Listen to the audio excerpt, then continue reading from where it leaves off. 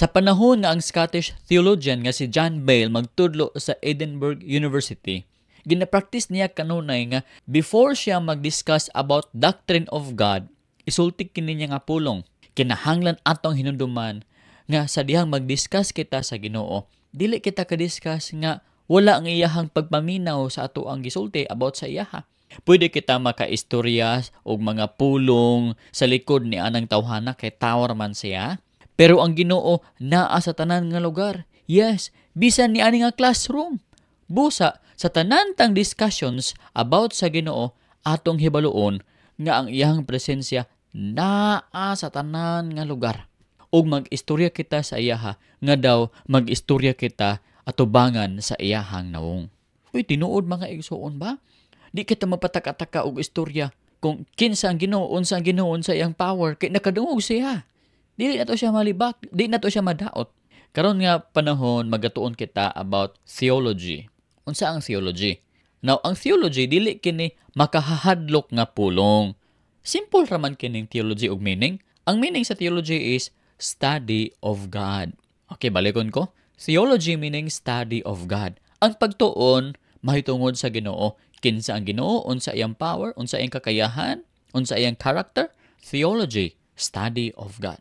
Now, doctrine. Unsay doctrine? Doctrine meaning teaching or sound, healthy teaching.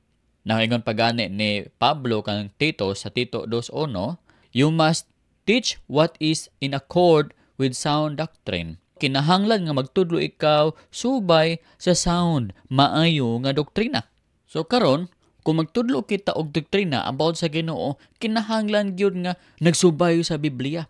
Kay naminaw baya gyud ang Ginoo. Dili na to maingon nga sound doctrine or maayo nga doktrina ang teaching nato about sa Ginoo kung wala kini nagsubay sa pulong sa Ginoo. Nakadungog og usa ka tawo nga nag-ingon nga si Kristo kuno ang tinuod nga serpente. Siya kuno ang karaang serpente. Kasi man kuno kadtong gibitay dito sa cross nga sama atong serpente nga naa sa wilderness. Mahison sipiat kana mga igsoon ha. Kinahanglan magsubay kita sa sakto nga katudloanan. Si Kristo Jesus dili siya serpente mga igsoon. Gipagsusama lang siya sa serpente nga bronze nga giisa dito sa kamingawan. Sama ra gud na mga igsoon nga gi-illustrate nga ang pagbalik ni Kristo Jesus sama sa kawatan.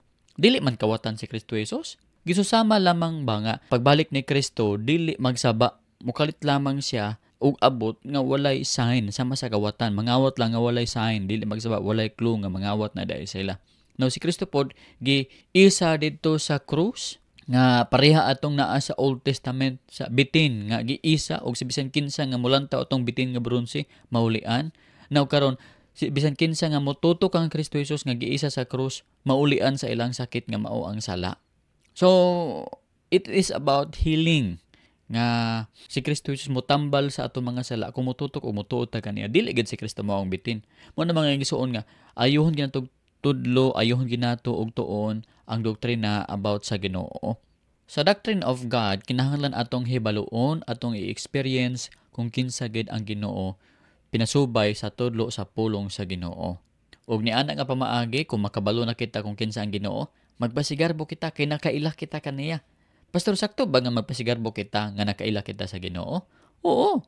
Kung basahon gani nimo diha sa Bible, sa Jeremiah chapter 9, 23-24, nag-ingon ang Ginoo, dili angay ipasigarbo sa maalam ang iyang kaalam, o ipasigarbo sa kusgan ang iyang kusog, o sa dato ang iyang kadato. Kung gusto ang tawo magpasigarbo, ang angay niyang ipasigarbo, mao nga siya nakasabot og nakaila kanako kay ako ang Ginoo maluluy-on man og nagbuhat sa husto ug matarong.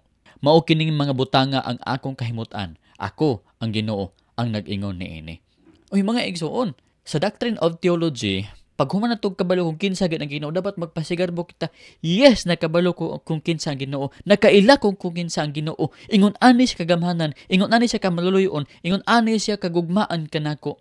Yes, magpasigarbo ako nga nakaila ko sa Ginoo. Mao na sakto nga pagpasigarbo. Pero gani mga igsoon, ug moingon ka nga dato ko, pobre mo, garbuso ko, di ko magpasigarbo ko, wala may kwarta, daotan na nga pagpasigarbo. Pag moingon po ka nga kusgan ko, ikaw lamya kaayo. Daotan ka na ang klase nga pagpasigarbo.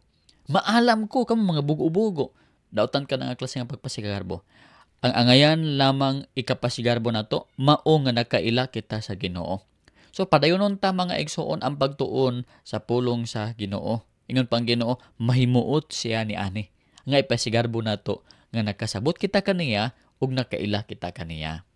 Busa nagsugo usab si Peter sa iyang mga tumotoo sa 2 Peter 3:18 nga padayon hinuon kamo sa pagtubo diha sa grasya ug kahibalo sa atong Ginoo ug manluluwas nga si Hesukristo kay iya man ang tanang dungog hangtod sa kahangturan.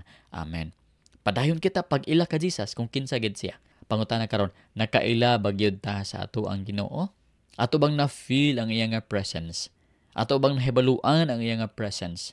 Unsa kadalo mga atong pag-ila sa Ginoo? Kung gusto ka mo makaila more kung kinsa ang Ginoo, mga igsoon ako mong gihagit nga magpadayon kita og lantaw sa atong series video upload diri sa The Truth Bible Program. So next time maghisgot na gyapon ako about sa doctrine of God. So introduction pa lang kini. Bye-bye and God bless.